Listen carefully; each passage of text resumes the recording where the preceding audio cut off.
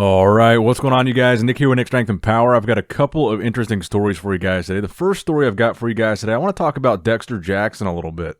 So the reason why I wanted to talk about Dexter is because we just discussed the Masters Mr. Olympia and the potential that it's going to make a comeback in 2023. According to a recent interview with the owner of the Olympia, Jake Wood, he expressed interest in bringing it back, giving it its own show and location in Romania, and he said 2023 was the year they were looking at. So that brings up the conversation of guys like Dexter. Who would compete in the Masters Olympia? Dexter actually is the last Masters Mr. Olympia winner from 2012.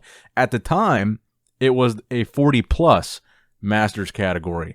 We don't know if when they bring it back, if it's going to be 40 plus, 50 plus, 60 plus, whatever it might be, but Dexter Jackson is now in his early 50s. So I saw that a ton of the comments on the recent physique update of Dexter, I guess you could call it a training video, not a physique update.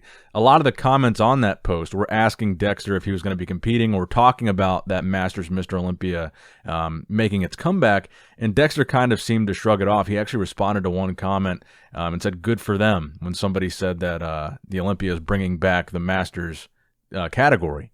So as you guys know, Dexter officially retired after the 2020 Mr. Olympia. He placed 9th at that Olympia, by the way. He was runner-up at that same year's Arnold Classic. And he's currently 52. Now, he has said in these recent updates that he's weighing about 210 pounds. He looks downsized, but he looks healthier, and this is probably what he needs to be doing. This is kind of the physique that he needs to have. But this is the question. If they bring back the Masters Olympia, who is it going to appeal to? Who is it going to get to compete? And what's the caliber of bodybuilder that we're going to see at these shows? Because look, Dexter Jackson would be a prime candidate for something like this, especially if they did 50 plus, because he still looks phenomenal. He's one of the best bodybuilders of all time. But he retired, and one of the reasons he retired was for his own health and longevity. So I mentioned this point in the last video is, do we want to see bodybuilders come out of retirement, or older bodybuilders in their 50s that might not have been active for a while, come back to a competitive career in their 50s and risk their health for something like the Masters Olympia? So Dexter kind of puts a face to that example, because Dexter would be a prime, competitor for something like that.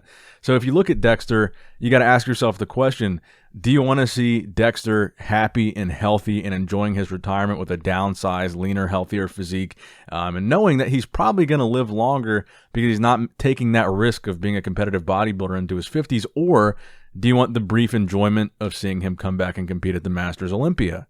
Look, Dexter's already won the Masters Olympia title. He's won the regular Olympia title. I don't want to see Dexter come back just to do a show like this. So if we don't want to see Dexter do it, and I want to know what you guys think in the comments, but for example, if we didn't want to see Dexter come out of retirement to do it, who do we think is going to do it? Who do we want to see compete at the show? And what should the age bracket be? Should it be 40 plus? Should it be 50 plus? What should that age range be? Because like I said in the last video, there's still guys competing in their 40s in the Men's Open Olympia that are placing top 10.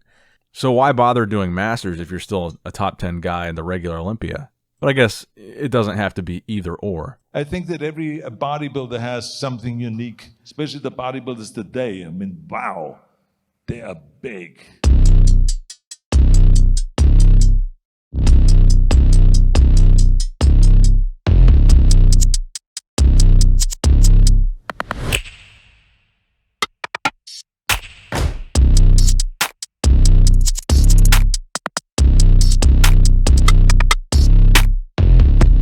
All right, now next up in the news, I want to talk about Nick Walker and Matt Jansen. So Matt Jansen recently confirmed on his Instagram story that the rumors that we had been hearing about these disagreements between Nick and Matt, it looks like it turned out to be true to the extent that they are no longer working together at all. So he answered a question on his story where he was asked, is it true? Are you and Nick no longer working together? And he says, Nick and I are not working together. We had a good run. I wish him the best. Rookie season for the history books.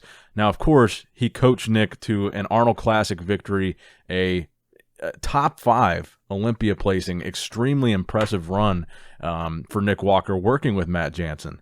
And if you look over at Nick's YouTube channel, he also recently confirmed that he actually left Revive and Raw, which are companies that Matt partially owns. So before, when they had this disagreement or whatever these rumors were, Nick addressed it, but he said he was actually going to be staying with Raw and Revive. So it looks like, as of today, Nick is confirming that he is no longer sponsored by Matt's companies, and Matt is confirming that he is no longer coaching Nick. So it looks like there is finally, an officially confirmed split where both parties have acknowledged that split exists. And it's no longer just an unsubstantiated rumor. Now, why they actually broke up, I think, the truth about that is really only going to be something that's known by Nick and Matt. The rumors we've heard are that potentially Nick Walker wanted Matt to only work with him and only focus on his prep and drop other athletes. I also saw the rumor that maybe Nick wanted to do this year's Arnold Classic and Matt didn't want him to do it, so there could have been a disagreement about that. But whatever the case may be, it looks like the split is official. And let's go ahead and look over at the latest physique update of Nick Walker as we discuss maybe what does the future hold for Nick, because he's not doing the Arnold. He's focusing exclusively on the 2022 Mr. Olympia. He was top 5 at last year's Olympia, 5th place, which means he's automatically qualified for 2022, which also means he doesn't have to compete or do anything else to get to the Olympia. So likely we're not going to see Nick on stage again until the Olympia. So he actually does have a little bit of time if he wants to shop around and find a new coach, figure out what he's going to do, who he's going to work with. There's not that great of a sense of urgency right now because he's not doing the Arnold. He doesn't need to qualify for the Olympia. We don't need to see him on stage until then. So he does have some time to figure something new out as far as a coach is concerned. Because I've seen some people in the comments acting like, this is going to be a major bump in the road for Nick, and it very well could be, but you got to consider the fact it's not like this was 10 weeks out from the Olympia, 6 weeks out from the Olympia, right in the middle of grind time, right in the middle of prep. This is far enough out that he could maybe find a new coach and be all squared away by the time the Olympia rolls around and he starts that prep. So it'll be interesting to see, who Nick's new coach is. If he does actually get one, he might try to do his own prep. We don't actually know what his plans are. It'll be interesting to see what his new sponsor is going to be. And it's going to be interesting to see if this change, not being with Matt, who again, coached him to a very successful season. Arnold Classic victory, top 5 at the Olympia working with that coach.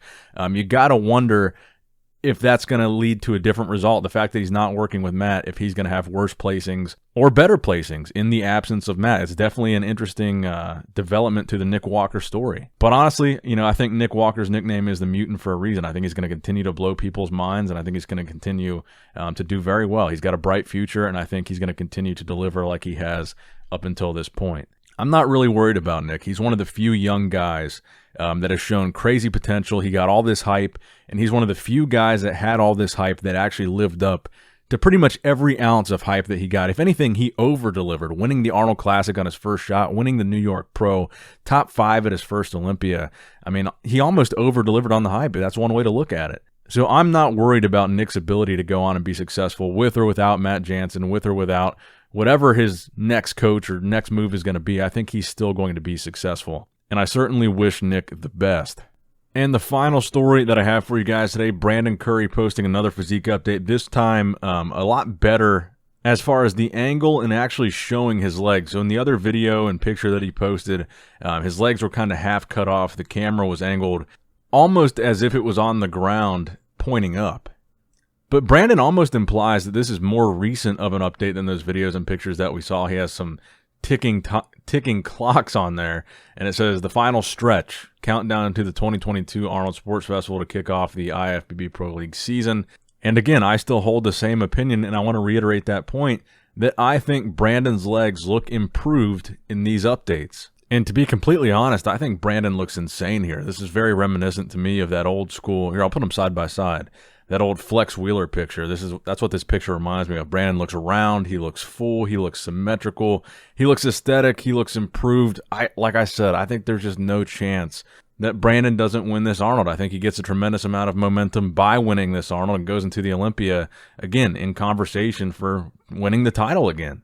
And honestly, looking at Brandon's physique here, I honestly have to say he's one of my favorite Mr. Olympias out of the past 25 years. You think about some of those physiques, I really appreciate what Brandon brings to the table, on the Olympia stage. So best of luck to Brandon at the Arnold. Let me know what you guys think in the comment section below about all these stories we discussed in today's video. As always, make sure you like the video. Make sure you subscribe if you have not subscribed yet. Click that bell notification icon. Do all that good stuff. As always, I love you guys. Appreciate you guys. Nick Strength and Power signing out.